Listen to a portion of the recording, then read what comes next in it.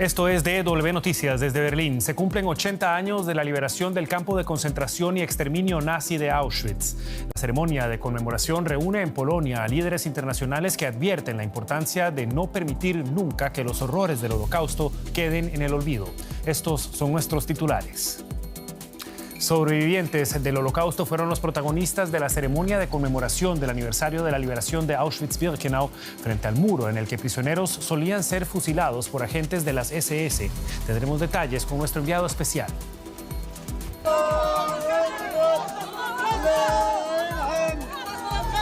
Además, mientras decenas de miles de gazatíes comienzan a retornar a lo que queda de sus hogares en el norte de Gaza, Hamás asegura que liberará a más rehenes israelíes civiles antes de que acabe la semana. Y una alternativa china pone a Silicon Valley a temblar. Una alternativa a ChatGPT llamada DeepSeek se perfila como una tecnología más eficiente y económica que podría ensombrecer los esfuerzos de Estados Unidos por liderar el ámbito de la inteligencia artificial. Los mercados financieros ya reaccionan con fuertes pérdidas. Los detalles en la economía.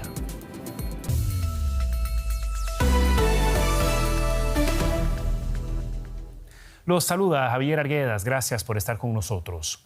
Líderes mundiales y sobrevivientes del Holocausto se reunieron en la ciudad polaca de Oświęcim para conmemorar los 80 años de la liberación del campo de exterminio nazi Auschwitz-Birkenau.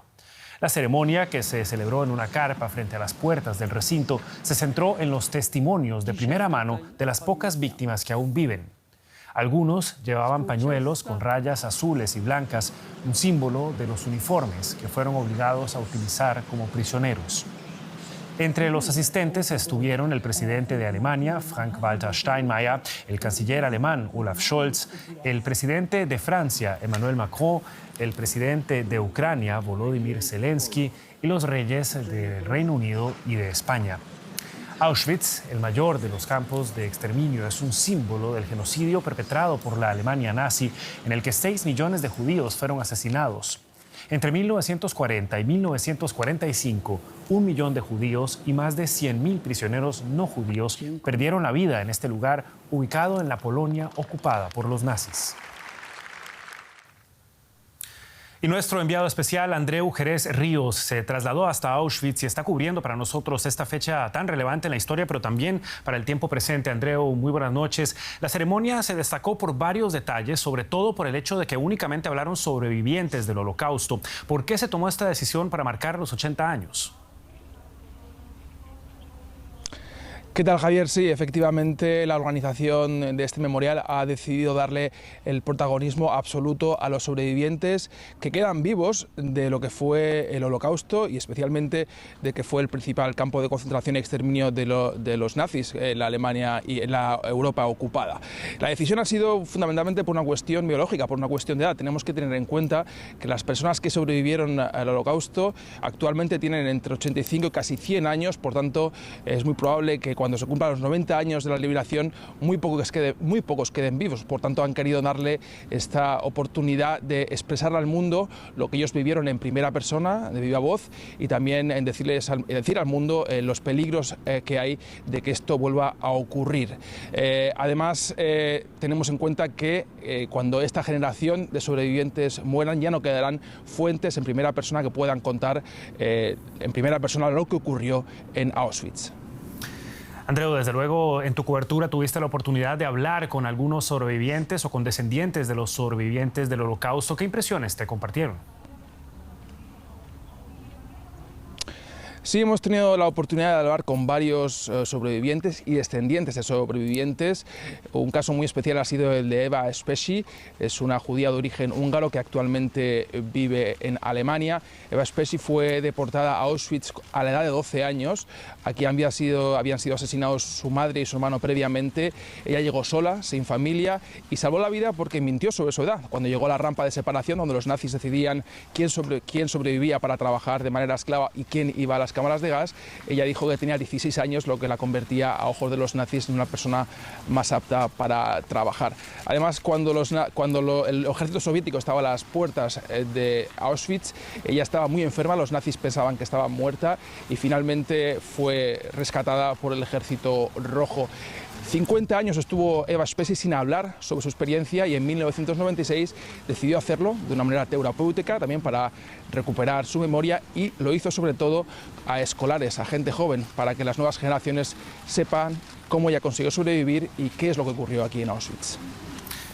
Andreu, a veces las grandes fechas se recuerdan no solo por los asistentes, sino también por quienes no acuden a la cita, y hubo ausencias destacadas en esta ocasión también. Sí, dos ausencias personales destacadas. La primera, la del primer ministro Benjamín Netanyahu de Israel, que no acudió. Sabemos que tiene una orden de detención emitida por la Corte Penal Internacional el pasado año, y Israel ha estado representado por su ministro de Educación. La otra gran ausencia ha sido la del presidente ruso Vladimir Putin, una ausencia muy simbólica porque recordemos que fue el ejército soviético, del cual la herencia, digamos, la tiene Rusia, de ese ejército el que liberó a Auschwitz, pero en el caso de Putin no ha sido una gran sorpresa porque el memorial de Auschwitz lleva sin invitar a una delegación rusa desde el año 2022, desde que se inició la invasión rusa de Ucrania.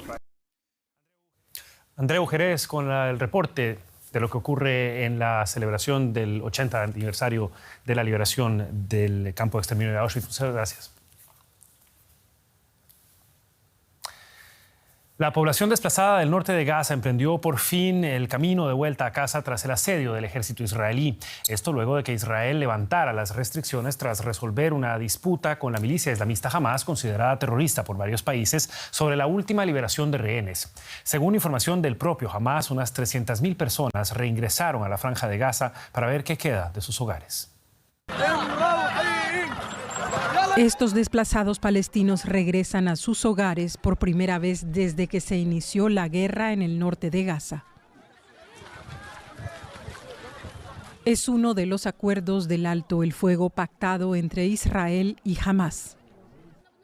Queremos ir y ver a nuestras familias, queremos ver a nuestros padres, a quienes no hemos visto desde hace meses. Llevamos esperando demasiado tiempo para hacerlo.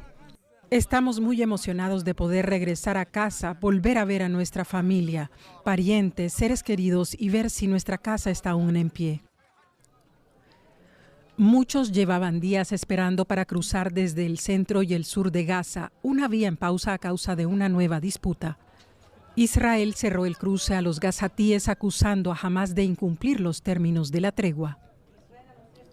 El fin de semana pasado, Hamas liberó a 4 mujeres soldados israelíes a cambio de 200 presos palestinos. Según Israel, Hamas debió liberar a Arbel Yahud, la última rehén civil mujer que cree con vida. El impasse parece ahora resuelto, ya que Hamas se ha comprometido a liberar a Yahud el jueves próximo. Y así a los gazatíes se les permitió regresar al norte. Cientos de miles habían huido luego de que tropas israelíes entraran en el enclave para combatir a Hamas tras los atentados terroristas del 7 de octubre. Gran parte del norte de Gaza ha sido arrasado en la guerra. Muchos no saben aún con qué se encontrarán al llegar a casa. Pese a todo, este lunes ha marcado el primer paso de un largo camino para la reconstrucción de sus vidas. La periodista Maya Siminovich se encuentra en Tel Aviv para ofrecernos más detalles de todas estas noticias en desarrollo. ¿Qué tal, Maya? Un gusto saludarte. Israel permite el tránsito de los desplazados al norte de Gaza tras sellar un acuerdo para un canje extraordinario de rehenes israelíes por presos palestinos este jueves. ¿Qué detalles se conocen sobre este acuerdo? Hola, Javier. Sí, es extraordinario porque no estaba contemplado en el acuerdo firmado inicialmente. Se sabe que ha sido un pulso entre Israel y Hamas de lo más duro y resuelto de manera bastante expeditiva, algo que no nos tienen acostumbrados ninguna de las dos partes. En el momento en que Hamas no liberó a Arbel Yahud, como decíais, la civil que debía haber sido liberada el sábado, Israel decidió usar casi la única baza que tiene, que es no permitir que los ciudadanos desplazados del norte de Gaza volvieran a sus casas o a lo que queda de ellas, y ahí se movió este último acuerdo o parte del acuerdo de manera, como decimos, muy expeditiva, de manera que esta semana va a haber 2 intercambios, uno el jueves y otro el sábado, y por supuesto su contraparte con los prisioneros palestinos que van a ser liberados. Sabemos que van a liberar a Arbel, sabemos que van a liberar a Gam, que es otro soldado, y no sabemos quién va a ser la tercera persona. Se cree que un varón algo mayor. Vaya, todo esto mientras la milicia islamista Hamás dio a conocer este lunes que 8 de los 33 rehenes que acordó poner en libertad están muertos. ¿Qué reacciones has conocido sobre esta información? ¿Se contaba ya con ello en Israel? En realidad sí se contaba con que iba a haber una gran pérdida o que van a tener que recibir a cadáveres. De esto se habla, pero no se habla de detalles. Es algo también muy generalizado. En ningún medio, en televisiones ni radios, no se mencionan nombres, si bien todo el mundo tiene en la cabeza ciertos nombres por un respeto a las familias y porque realmente no se sabe. Eso es lo que dijo Hamás, que hay 8 que están muertos, 25 que están vivos y no ha dado nombres para mayor agonía de las familias que tendrán que descubrirlo en el último momento. Maya, el primer ministro Benjamin Netanyahu compareció este lunes ante un tribunal en Tel Aviv por 7ª vez ya por cargos de corrupción en su contra. ¿Qué ha trascendido de esta comparecencia y qué relevancia puede tener este caso? Bueno, tiene muchísima relevancia. Lo que pasa que lo que ha trascendido es que él sigue negando los cargos y ha explicado el porqué y sobre todo ha ocupado más tiempo diciendo al tribunal que tendrían que respetarle su pedido de posponer sus comparecencias. Por ahora le están pidiendo que comparezca 3 veces por semana, 5 horas. No lo hizo después de su operación de próstata en las últimas semanas, pero ha regresado hoy y ha dicho que realmente eso también le está impidiendo mejorarse y sanarse de su operación y que está ocupado en una guerra multifrontal y que piensa que es una injusticia lo que está sucediendo. Sin embargo, va a ir mañana a declarar y pasado también. Era el reporte de Maya Seminovich desde Tel Aviv en momentos decisivos en el acuerdo de cese el fuego entre Israel y Hamás. Maya, muchísimas gracias. Hasta la próxima. Hablábamos de una guerra multifrontal en el Líbano. Habitantes del sur del país pudieron regresar a sus casas en algunas localidades fronterizas con Israel en las que se desplegó el ejército libanés luego de la incursión del ejército de Israel. Sin embargo, disparos israelíes dejaron al menos un muerto y varios heridos este lunes. Esto en medio de la incertidumbre de cuándo se llevará a cabo el retiro de las tropas israelíes. Según el acuerdo de cese del fuego alcanzado con Hezbollah, cuyo brazo armado es considerado terrorista por la Unión Europea, Israel debía retirar sus tropas el 26 de enero, pero no lo hizo, alegando que el Líbano no había cumplido con su parte del acuerdo. Tras una mediación estadounidense, el Líbano aceptó aplazar el retiro hasta el 18 de febrero. La prórroga, sin embargo, fue rechazada por Hezbollah. La presencia de tropas israelíes genera posturas contradictorias entre el gobierno del Líbano y la milicia islamista Hezbollah, como nos lo cuenta el periodista Joan Cabasés en Beirut.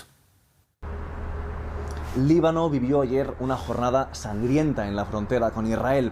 Miles de civiles que se dirigían a sus pueblos se encontraron con las tropas israelíes que habían anunciado horas antes que no se retirarían aún del Líbano a pesar del vencimiento de la fecha límite establecida por la tregua. Hoy, el primer ministro en funciones del Líbano, Najib Mikati, ha anunciado que el país acepta extender la tregua hasta el 18 de febrero, algo que da más tiempo para que tanto Israel como Hezbollah se retiren del sur del Líbano.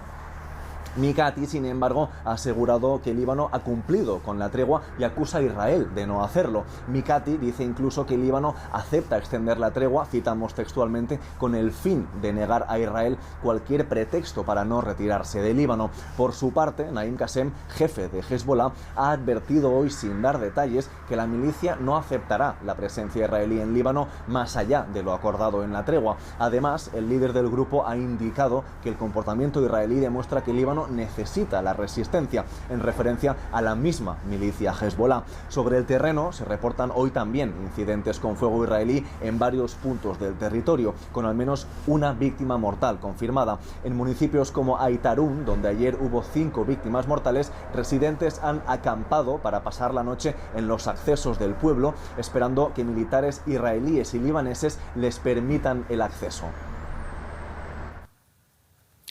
En Bruselas, los ministros de Exteriores de la Unión Europea llegaron a un acuerdo para suavizar las sanciones impuestas a Siria tras el derrocamiento del régimen de Bashar al-Assad por parte de grupos rebeldes islamistas el mes pasado y poder lograr una transición pacífica e inclusiva. Los ministros reunidos hoy en Bruselas debatieron el levantamiento de las sanciones, dejando en claro el carácter revocable para volver a aplicarlas si los nuevos dirigentes incurren en un desliz en su política. Muchas naciones europeas ya han empezado a colaborar con las nuevas autoridades provisionales, incluso reabriendo embajadas en Damasco. Kaja Kallas, la alta representante de la Unión Europea para Asuntos Exteriores y Política de Seguridad, aseguró que buscarán suspender en primer lugar las que más están obstaculizando la pronta reconstrucción del país. La periodista María García Sornosa se encuentra en Bruselas, donde ha seguido el detalle de este encuentro de ministros de Exteriores de la Unión Europea. María, ¿qué tal? Muy buenas noches para vos. Comencemos con el tema de Siria. ¿Qué sanciones se levantaron en concreto y qué tendría que pasar para que la Unión Europea se abra a una cooperación más estrecha con el nuevo gobierno sirio?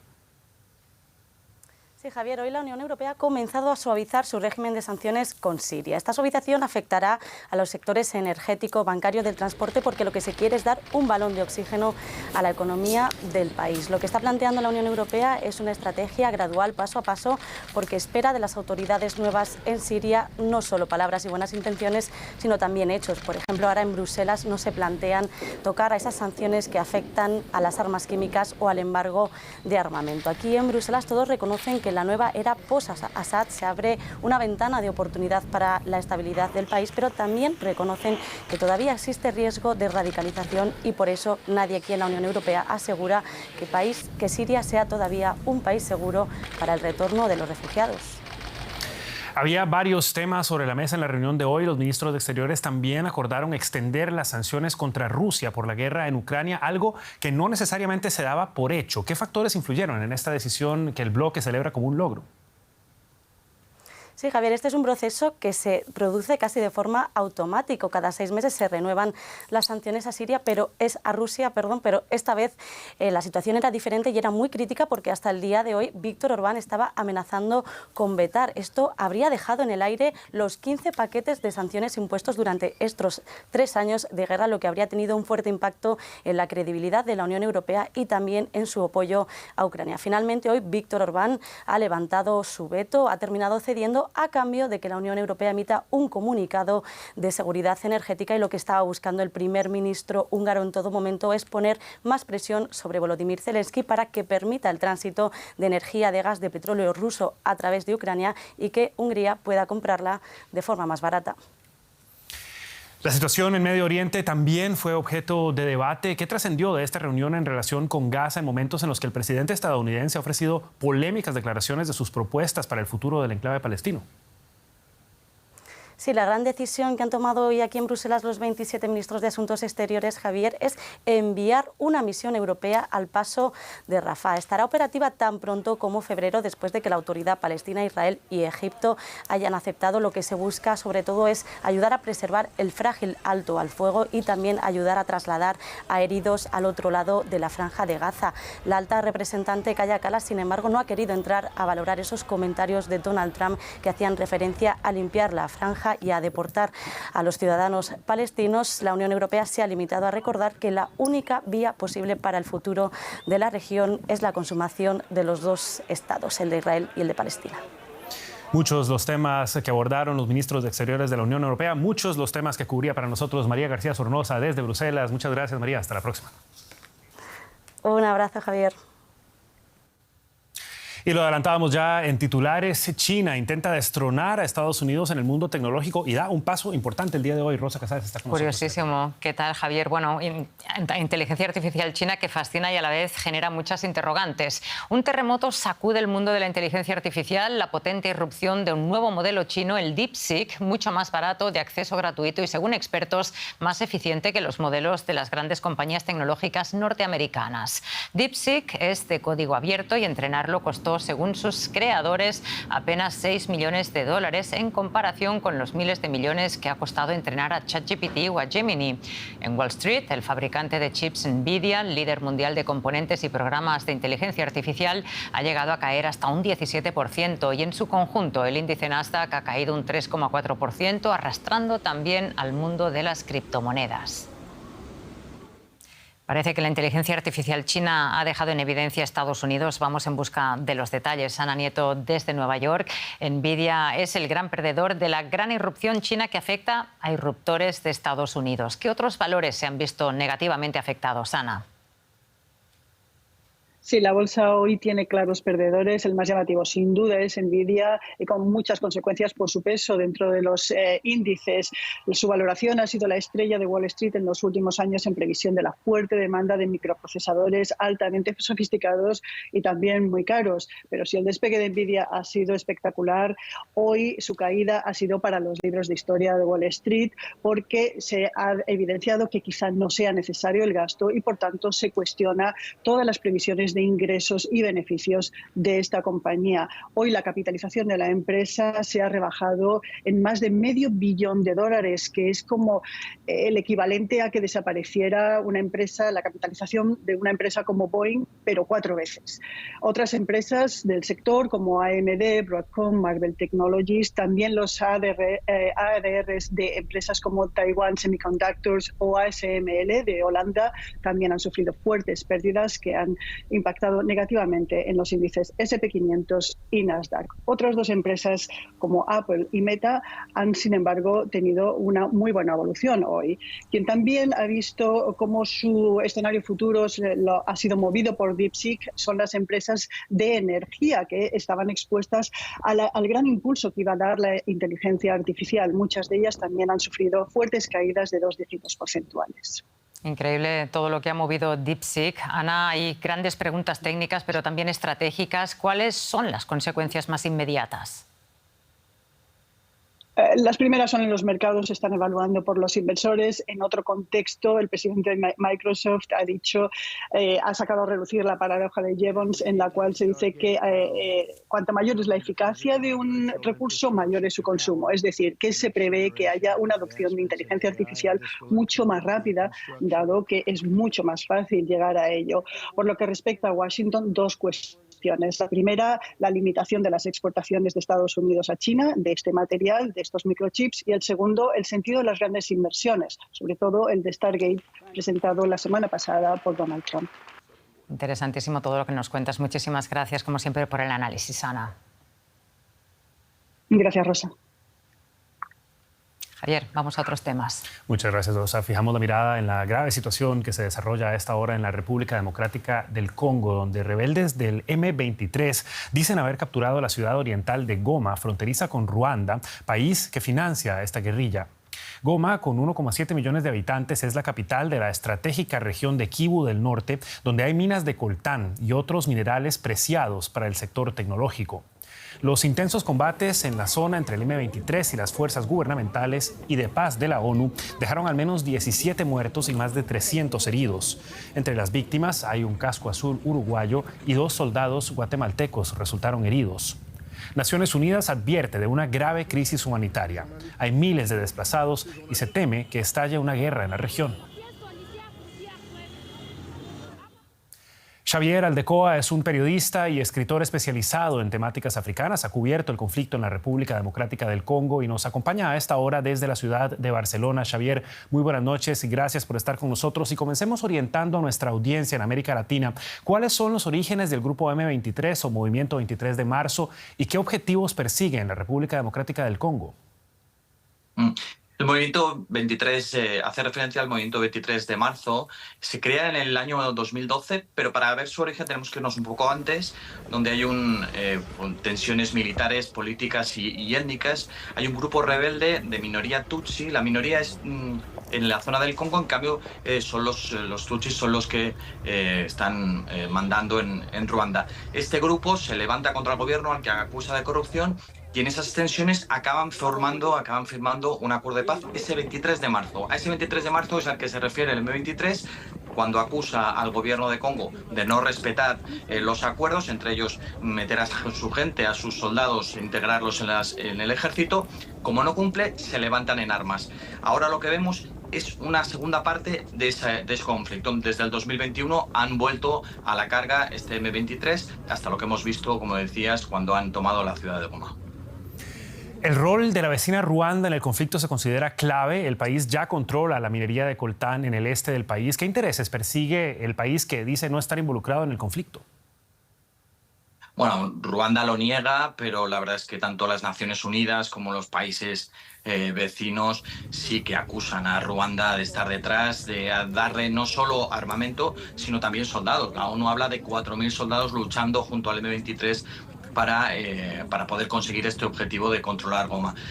Sobre todo dos principales, uno de seguridad, y es que el M23, que como decía antes eran tutsis, como es el gobierno de Ruanda, no se fían de un grupo que se llama FDLR, un grupo rebelde que está formado por los hutus, que fueron los que perpetraron el genocidio, el grave genocidio de 1994. Cuando fueron expulsados de Ruanda, se escondieron en el este del Congo. Para Ruanda, esa presencia de estos perpetradores del genocidio escondidos en Congo es una agresión a su seguridad. Por otro lado, evidentemente, la cuestión de los minerales. Estamos hablando de una de las zonas, de una de las regiones con mayor riqueza mineral del mundo, y la presencia del M23 significa también una capacidad de obtener esos recursos para Ruanda y quitárselos a Congo. Brevemente, es difícil hacer pronósticos, pero ¿qué escenarios se barajan sobre lo que pueda ocurrir ahora? Esa es la gran pregunta. En el 2012 el M23 ya entró en Goma, pero apenas estuvo 11 días. La presión internacional pudo hacerle salir de Goma y abandonar ese objetivo. Y ahora la sensación de los militares en la zona, de los expertos en la zona, es que va a intentar el M23 un rápido avance hasta otros territorios. Incluso se habla de la ciudad de Bukavu, al otro lado del lago Kivu, para poder controlar esa zona. Así que veremos lo que sucede en los próximos días, pero la situación es grave. Xavier Aldecoa, poniéndonos en perspectiva la alarmante situación que se vive en la República Democrática del Congo, muchísimas gracias y hasta una próxima ocasión. Pues. Y antes de irnos, en Estados Unidos continúan las redadas para deportar a inmigrantes en situación irregular. Además de los agentes de inmigración, funcionarios de otros departamentos también fueron desplegados para perseguir a los migrantes autorizados por los decretos firmados por el presidente Donald Trump desde el primer día de su gestión. En Chicago, bastión demócrata y considerado como refugio para los extranjeros, las fuerzas estatales movilizaron a funcionarios de agencias dependientes del Departamento de Justicia, como el FBI, la DEA o la Agencia de Alcohol, Tabaco, Armas de Fuego y Explosivos. Una estrategia criticada por defensores de derechos humanos y que responde al plan para hacer frente a una emergencia nacional, como la declaró el fiscal adjunto en funciones Emil Bovey. Y con esto llegamos al final de esta edición de DW Noticias, no sin antes recordarles que pueden mantenerse al tanto de la actualidad en nuestro sitio en internet dw.com o buscarnos en nuestras redes sociales como DW Español. Los acompañó Javier Arguedas junto a todo el equipo que trabaja para ustedes aquí en Berlín. Hasta una próxima ocasión y que la pasen bien.